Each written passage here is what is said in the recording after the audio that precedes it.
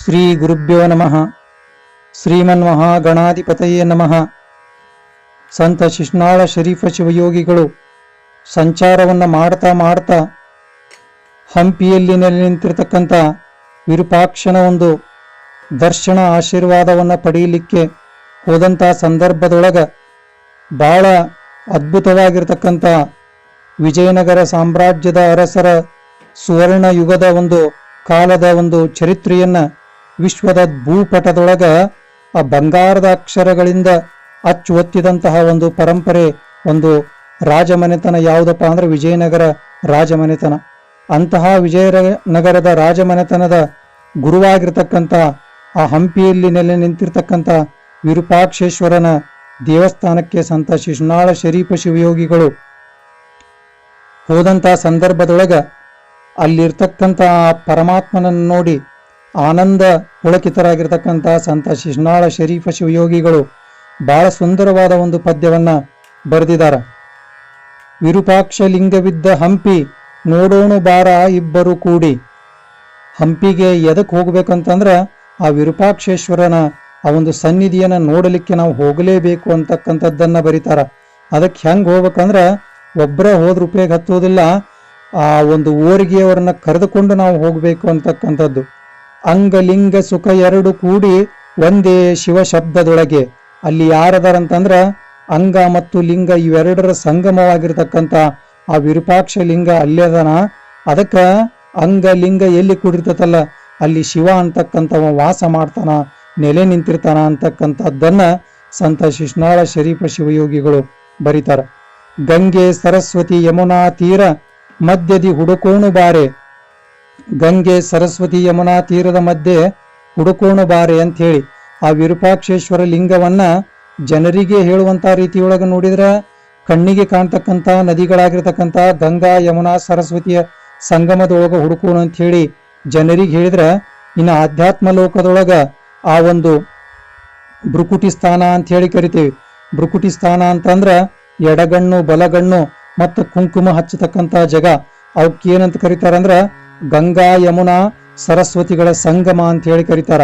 ಆ ಕುಂಕುಮವನ್ನ ತಿಲಕವನ್ನ ಇಡ್ತಕ್ಕಂಥ ಆ ಒಂದು ಸ್ಥಳಕ್ಕೆ ಏನಂತ ಕರಿತೇವಂತಂದ್ರ ತ್ರಿವೇಣಿ ಸಂಗಮ ಅಂತ ಹೇಳಿ. ಅದಕ್ಕೆ ಆ ತ್ರಿವೇಣಿ ಸಂಗಮದೊಳಗ ಪರಮಾತ್ಮನನ್ನ ನಾವು ಕಣ್ಣು ಮುಚ್ಚಿಕೊಂಡು ಧ್ಯಾನದಿಂದ ನಾವೇನಪ್ಪಾ ಅಂದ್ರ ಆ ತ್ರಿವೇಣಿ ಸಂಗಮದೊಳಗ ನಾವು ಧ್ಯಾನವನ್ನ ಕೇಂದ್ರೀಕರಿಸಿದೀವಿ ಅಂದ್ರೆ ಅಲ್ಲಿ ಶಿವ ಕಾಣ್ತಾನ, ಅಲ್ಲಿ ಆಜ್ಞಾ ಚಕ್ರ ಇರ್ತತಿ. ಆ ಚಕ್ರ ಏನಪ್ಪಾ ಅಂದ್ರ ಆಜ್ಞಾ ಚಕ್ರ ಇರ್ತತಿ, ಅಲ್ಲಿ ಮೂರನೇ ಕಣ್ಣಿರ್ತತಿ. ಆ ಕಣ್ಣಿನ ಮುಖಾಂತರ ನಾವು ಶಿವನನ್ನ ಕಾಣಬಹುದು ಅಂತಕ್ಕಂಥ ಒಂದು ಆಧ್ಯಾತ್ಮದ ಒಂದು ತತ್ವವನ್ನು ಸಹಿತ ಇಲ್ಲಿ ಹೇಳ್ತಾರ. ಶ್ರೀ ಶಂಕರನ ಪಾದದಡಿಯಲ್ಲಿ ನೋಡಿದ ಕೊನೆಯೋಳು ನೋಡೋಣ ಬಾರೆ. ಆಮೇಲೆ ಆ ಮೂರ್ತಿಯ ಒಂದು ಪಾದದೊಳಗೆ ಏನೈತೆ ಅಂತಕ್ಕಂಥದ್ದನ್ನು ಸಹಿತ ನಾವು ಲಾಸ್ಟಿಗೆ ಕೊನೆಗೆ ನೋಡೋಣ ಅಂತಕ್ಕಂಥದ್ದನ್ನ ಬರೀತಾರ.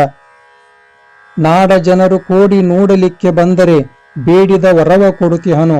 ಯಾರ್ಯಾರು ಆ ಪರಮಾತ್ಮನನ್ನ ನೋಡಾಕ ಬರ್ತಾರಲ್ಲ ಅವ್ರು ಏನು ಬೇಡ್ಕೊಂತಾರಲ್ಲ ಅವರು ಬೇಡಿದಂತ ಎಲ್ಲ ಇಷ್ಟಾರ್ಥಗಳನ್ನ ಪೂರೈಕೆ ಮಾಡ್ತಕ್ಕಂಥ ಈಡೇರಿಸ್ತಕ್ಕಂಥ ಒಂದು ಶಕ್ತಿಯನ್ನು ಯಾರು ಹೊಂದಿದಾರಂತಂದ್ರ ಆ ಜಗದೊಡೆಯನಾಗಿರ್ತಕ್ಕಂಥ ಪರಮಾತ್ಮ ವಿರೂಪಾಕ್ಷೇಶ್ವರ ಲಿಂಗದ ರೂಪದೊಳಗೆ ನಿಂತು ಆ ಒಂದು ಬೇಡಿದವರ ಅಭಿಷ್ಟಾರ್ಥಗಳನ್ನ ಪೂರೈಸಾಕತ್ಯಾನ ಅಂತ ಹೇಳಿ ಬರೀತಾರ.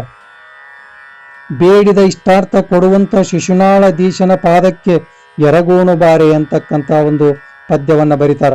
ಅಂದ್ರ ಬೇಡಿದ ಇಷ್ಟಾರ್ಥಗಳನ್ನ ಪರಮಾತ್ಮ ಯಾವಾಗ ನಮಗೆ ಕೊಡ್ತಾನಂತಂದ್ರ ಅಲ್ಲಿ ಒಂದು ಪದ್ಧತಿ ಐತಿ. ನಾವು ಯಾವುದೇ ತೀರ್ಥಕ್ಷೇತ್ರಕ್ಕೆ ಹೋದ್ರೂ ಸಹಿತ ಆ ದೇವರಿಗೆ ನಮಸ್ಕಾರ ಮಾಡುವುದಕ್ಕಿಂತ ಮುಂಚೆ ಮೊದಲಿಗೆ ನಮ್ಮ ಕುಲದೇವರನ್ನ ಸ್ಮರಣೆ ಮಾಡಿ ಆಮೇಲೆ ಕ್ಷೇತ್ರ ದೇವಾದಿವಾಗಿರ್ತಕ್ಕಂಥ ದೇವನನ್ನ ನಾವು ನಾಮಸ್ಮರಣೆ ಮಾಡಿದ್ರೆ ಆ ಕ್ಷೇತ್ರದ ಒಡೆಯ ಏನ್ ಮಾಡ್ತಾನಂದ್ರ ನಮಗ ವರವನ್ನ ಕೊಡ್ತಾನ ಅಂತಕ್ಕಂಥ ತ್ರಿಕಾಲ ಸತ್ಯವಾದ ನಿಯಮವನ್ನ ಸಂತ ಶಿಶ್ನಾಳ ಶರೀಫ ಶಿವಯೋಗಿಗಳು ನಮಗೆ ಹೇಳ್ತಾರ.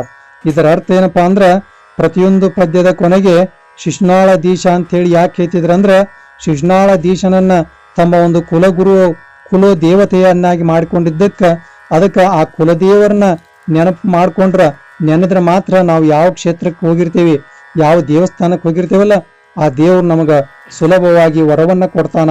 ಇಲ್ಲ ಅಂದ್ರ ಕುಲದೇವರು ಅಲ್ಲಿರ್ತಕ್ಕಂಥ ದೇವರ ಜೊತೆ ಜಗಳವನ್ನು ಮಾಡಲಿಕ್ಕೆ ಪ್ರಾರಂಭ ಮಾಡ್ತಾನ ಅಂತಕ್ಕಂಥ ಒಂದು ತ್ರಿಕಾಲ ಸತ್ಯದ ಗುಟ್ಟನ್ನ ಸಂತ ಶಿಶ್ನಾಳ ಶರೀಫ ಶಿವಯೋಗಿಗಳು ನಮಗ ನಿಮಗ ಎಲ್ಲರಿಗೂ ತಿಳಿಸುವಂಥವರಾಗಿದ್ದಾರ ಅಂತಕ್ಕಂಥದ್ದು ಬರ್ತತಿ.